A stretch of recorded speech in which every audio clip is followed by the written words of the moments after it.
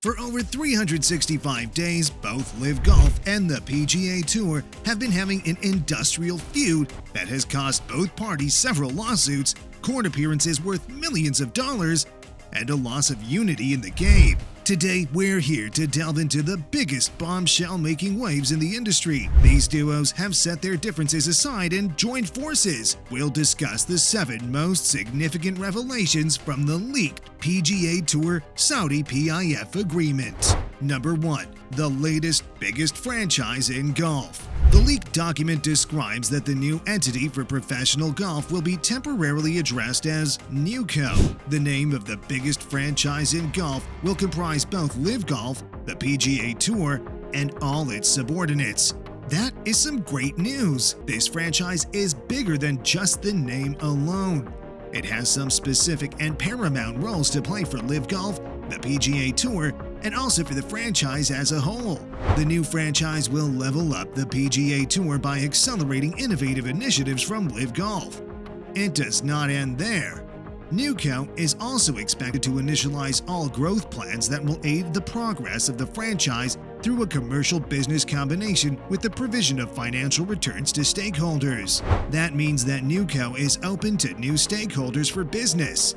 There could even be more for NEWCO than you thought. What is sport when there's no commercial coverage? The union has the duty to globalize the sport by making greater media deals for more commercial coverage to increase its fan audience.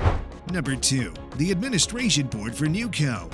We guess it's not just the name that is new about NEWCO. What else is new?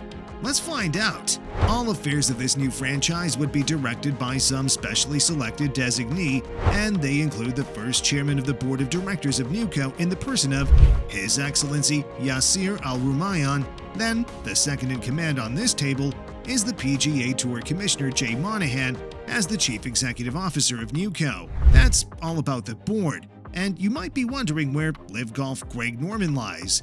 Well, he's on the way out. The board has an extension of the executive committee, and they include more PGA Tour Rangers. The executives of this committee are Jay Monahan, the head of PGA Tour Policy Ed Herlihy, the Saudi Excellency Yasir Al-Rumayyan, and the instigator of this new movement, Jimmy Dunn, and many other members. All parties of this board are entitled to some awarded percentage of voting ownership. As a board member, you have direct access to first-hand information, which means all information that would help guide various contributions and investments to the franchise. Number 3. PIF would be handling all monetary concern. PIF, the largest investment fund in the world, is said to have assets worth over $600 billion. From our previous history with LIV Golf, we can all testify that there's no other investment established that is more capable of the job but the Public Investment Fund. At the creation of LIV Golf, PIF invested about $2 billion to keep the league running, and they were reportedly responsible for the funding of prize money, purse fund, and buying of golfers. The Saudi Arabia Public Investment Fund is now set to become the title sponsor for the new franchise, NEWCO.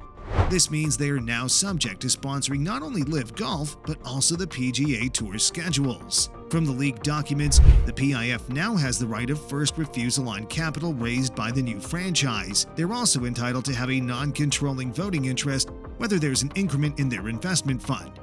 It does not end there. PIF will dominate all financial affairs, as they also have their dignitaries on the table of board members and executives of NEWCO. The PIF-PGA partnership is to agree on definitive agreements to bring this partnership to effect by taking the financial responsibility of the PGA Tour and DP Tour for both present and future times. In response to this partnership agreement, both PGA Tour and DP Tour would contribute all their commercial rights, excluding some non-operational assets. This sounds like a fair deal bargain already.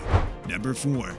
The PGA Tour is far ahead of LIV Golf. So far, we've seen how Jimmy Dunn, the policymaker of the PGA Tour, first took the bold step to instigate the dialogue for collaboration between LIV Golf and the PGA Tour with the Saudi Arabian Excellency. From the current revelation, it's said that this arrangement has been going on since the beginning of the year, but not until the 30th of May before it was publicly announced. From the look of the arrangement of new obligations, the majority of these new agreements fall solely to the side of the PGA Tour, as they stand to be the beneficiary of the whole purpose of this union. Among many other benefits, the PGA Tour is entitled to maintain 100% voting control of the NEWCO board. Attesting to that, the document shows the members and executive of the board for NEWCO and NEWCO testify that the PGA Tour is taking the lead in making decisions that pertain to the furtherance of the new franchise, as the majority of the board members are the PGA Tour loyalists. The board members of NEWCO who are from the PGA Tour are assigned to a certain percentage of voting ownership,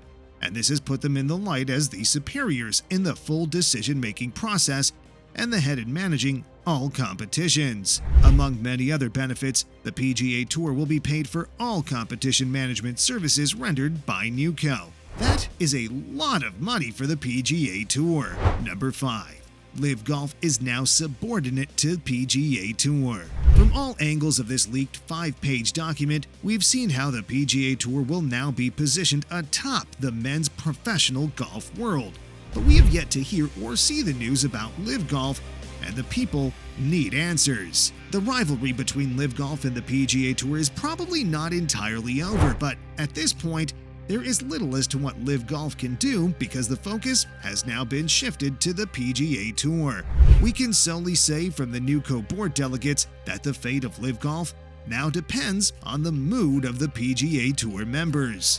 While the PGA Tour members have first-hand information about all that is happening in the new franchise, LIV Golf depends on hearsay. From Commissioner Jay Monahan's table, the future of LIV Golf is not certain, but there are a few things that are certain about LIV Golf. There is going to be an undertaking of full and objective, empirical-driven evaluation of LIV Golf on their potential and the benefit they could provide to golf in general. After this evaluation, we will know if LIV Golf will continue to exist. But until then, LIV Golf is now answerable to the PGA Tour.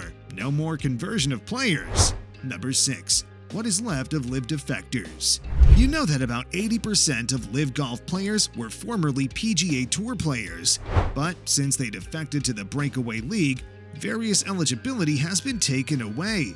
They've been unable to compete in significant tournaments held at high status like the Ryder's Cup, Masters Tournament, the President Cup, etc. The defection of players like Phil Mickelson, Brooks Koepka, Dustin Johnson, Bryson DeChambeau, Cameron Smith, and many others has caused them to be removed from the official World Golf Ranking. But due to this latest partnership, players who left for LIV Golf would be allowed to return, but with specific qualifications. According to the leaked documents, the parties will cooperate in good faith and use best efforts to secure OWGR recognition for LIV events and players under OWGR's criteria for considering LIV's application. This is due to LIV events not being recognized by OWGR, making the world ranking for each of its commitments fall far below usual expectations. With this new improvement in place, we expect to see a new ranking level on OWGR. A stricter law is the setting of fair criteria in terms of readmission consistent with each tour's disciplinary policies by the PIF, PGA Tour, and DP Tour in order to reinstate defected players. Number 7. The ultimate framework. According to some very important parts of the leaked documents, it is still stipulated that all contents of the document are only a framework until definitive agreements are signed by the largest investment establishment and the current men's top professional golf tour. Not until 2024 before we get to see the playout of this framework. Till then, it's safe to say both the future of LIV Golf and NEWCO are only the imagination of thoughts written on paper.